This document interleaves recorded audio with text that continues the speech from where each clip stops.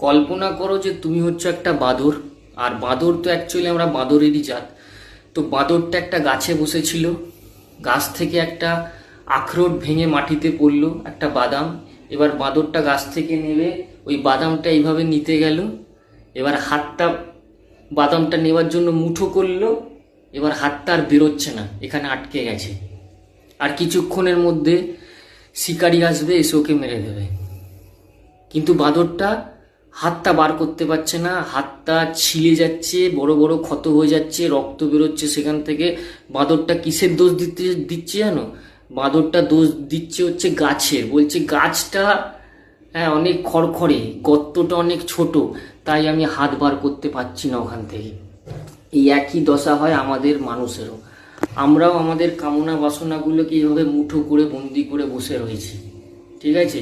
আর ওই বাঁদরটারই মতো আমাদেরও হাত বেরোচ্ছে না, তাই আমরা এদিক ওদিক তাকাচ্ছি, মাথা ফাটাচ্ছি, এর নামে দোষ দিচ্ছি, ওর নামে দোষ দিচ্ছি, ওইটা করেছে ওটা করেছে। অ্যাকচুয়ালি আমরা নিজেরা আমাদের কামনাটাকে আঁকড়ে ধরে বসে রয়েছি। তো এইভাবে দেখে নেবে যে কে নিজের কামনাটাকে এরমভাবে আঁকড়ে ধরে বসে রয়েছে। যে এটা বুঝে যাবে না, সে ভগবানের কাছে এসে বসে আর ওরম করবে না যে হে ভগবান, উদাহরণ দিয়ে দিচ্ছি, আমি মদ ছাড়তে পারছি না, যার জন্য আমার লিভার ড্যামেজ হয়ে যাচ্ছে, আমার কি হবে?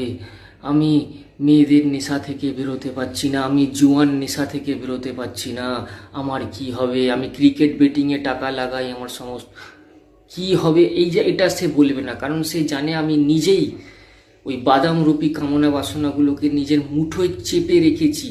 আমি যদি সিম্পল অ্যাজ দ্যাট, আমি যদি মুঠোটা ছেড়ে দিই, আমার হাত কিন্তু এরমভাবে বেরিয়ে যাবে, আমার হাত খালি হয়ে যাবে। তাহলে কী হলো? আমি হালকা হয়ে গেলাম। কিন্তু আমি মুঠো করে বসে রয়েছি আর ওই বাঁদরটার মতো দোষ দিয়ে যাচ্ছি। গাছের দোষ, গর্তের দোষ, অ্যাকচুয়ালি কি আমার মুঠোর দোষ। আমি মুঠো করে রেখেছি। তো এটা মানতে শেখো যে আমার মুঠোর মধ্যে ধরে রাখা রয়েছে ওই সমস্ত কামনা বাসনা। এটা আছে বলেই তো আজকে আমার এত কষ্ট হচ্ছে, তাই আমি ওর নামে ওর ঘাড়ে দোষ দিচ্ছি। এটা যখন মেনে নেবে, ওই জন্য বলে শিবের ভক্ত হওয়া, এই শিবের ভক্ত হওয়া এত সহজ নয়। কারণ শিব বাবা কি নিজের মুঠোটা খুলে দিয়েছে। এই কারণে দেখে নেবে, এরপর থেকে যখনই কারোর সাথে পরিচয় হবে, সেখানে দেখে নেবে যে এ বেটা ওই বাঁদরটা কিনা, যে হাতের মুঠো করে নিজের বাদামটা ধরে রেখেছে, চিড়ে যাচ্ছে হাত, অথচ দোষ দিচ্ছে গাছের, দোষ দিচ্ছে গর্তের। একটু পরেই শিকারি আসবে, গুলি করে দেবে। ওই শিকারিটা আমাদের সাধারণ